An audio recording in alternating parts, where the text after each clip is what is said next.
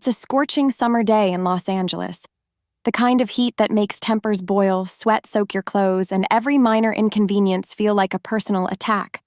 Horns are honking, engines idling, radios blasting, kids screaming in the back seat. And in the middle of this traffic jam from hell, one man finally hits his breaking point. That man is William Foster, a former defense engineer dressed like an office worker. White shirt, striped tie, buzz cut, glasses. On the outside, he looks like the definition of average, but behind his eyes, there's a storm. He stares at the gridlocked cars, the honking chaos, the flickering AC that barely breathes. A fly buzzes. A woman yells on a car phone. A construction sign blocks a lane where no one is working. The noise builds. The pressure builds. And then, he just opens the door, steps out of his car, and walks away. No word, no expression, just done. He leaves everything behind, including his briefcase. That's the moment William Foster stops being just another face in traffic.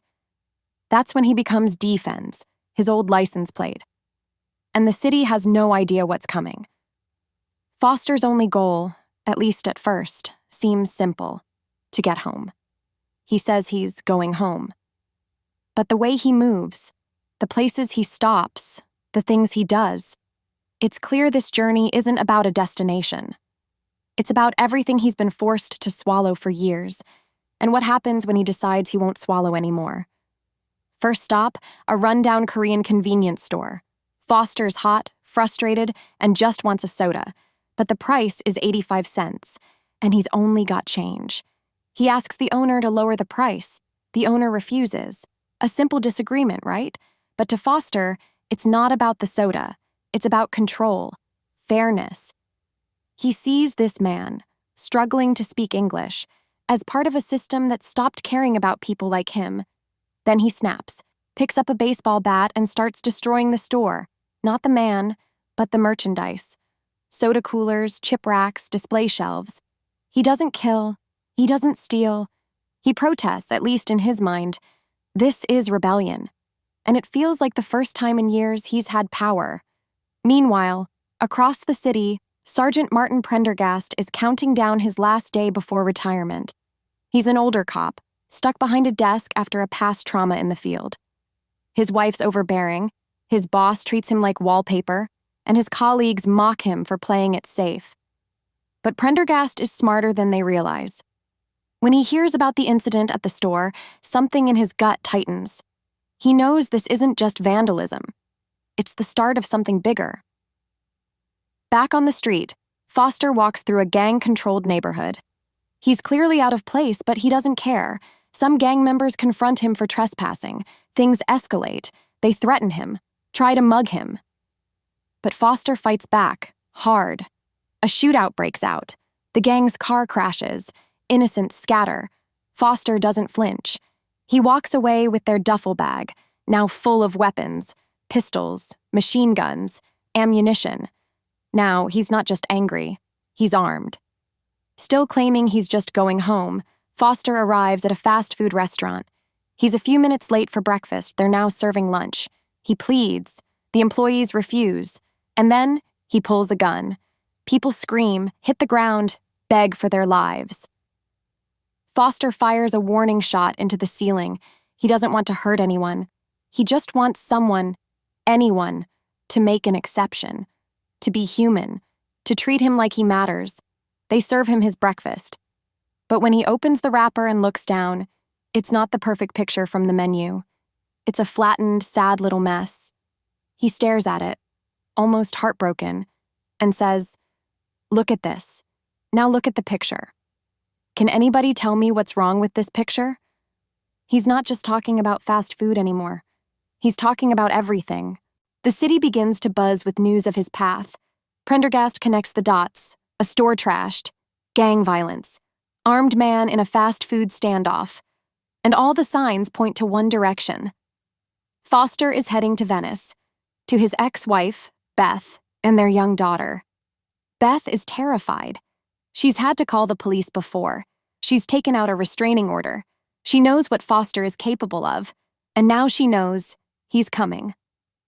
Along the way, Foster continues confronting what he sees as the sickness of modern life: a closed bank, a construction project he believes is fake, created just to burn taxpayer money, a golf course where he trespasses and ruins a rich man's game. He sees every place, every person, as a symbol of how broken the world has become. But then he meets someone even worse: a neo-Nazi who runs a military surplus store. The man praises Foster, sees him as a kindred spirit, a warrior for the old ways. But Foster recoils. This man is vile, racist, violent. When the Nazi tries to hand him a swastika armband, Foster doesn't just walk away, he kills him. It's chilling, but it also shows that Foster has a line. Even in his madness, he's not that far gone. Or is he? He pauses at an abandoned house taken over by squatters. A man begs him not to report them. Foster doesn't. He seems to relate. He says, "I'm not economically viable either." And in that sentence lies the truth. He was laid off, lost his job, lost his family, lost his purpose, played by the rules, believed in the American dream, and still ended up discarded. He's not just angry, he's broken, forgotten. And now he's lashing out at a world that, in his eyes, betrayed him. Eventually, Foster reaches the Venice Pier, where his daughter's birthday party would have been. Beth and their daughter are there, waiting. She doesn't know whether to run or scream. He hands their daughter a snow globe, a gift from a man who used to be her father before he became a ghost. Then Prendergast arrives. Quiet, calm, no backup. Just him, a gun holstered, and a voice steady with experience.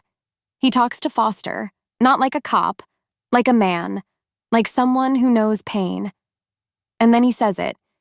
"You know, I think you're the bad guy." Foster freezes. This entire time, he thought he was the hero, the victim, the one standing up for what's right. He believed he was fighting back, making a statement. But now, confronted with the truth, he finally sees it, and it breaks him. In one final act, he pretends to reach for a weapon, wants Prendergast to shoot him. Suicide by cop. He knows there's no going back. Prendergast pulls the trigger. Foster stumbles and falls into the ocean, like a ghost dissolving into the water. His journey is over. Later, his daughter watches home videos of happier times. Her father, smiling, whole, before everything cracked, before the pressure consumed him. Falling Down isn't a story about a villain or a hero. It's a story about what happens when a man gets pushed to the very edge of sanity, by systems, by people, by pain, and decides he won't take it anymore. It's a warning. Because in every traffic jam, every broken man, every laid-off worker or lonely parent, there might be someone like William Foster, someone who's just one bad day away from falling down,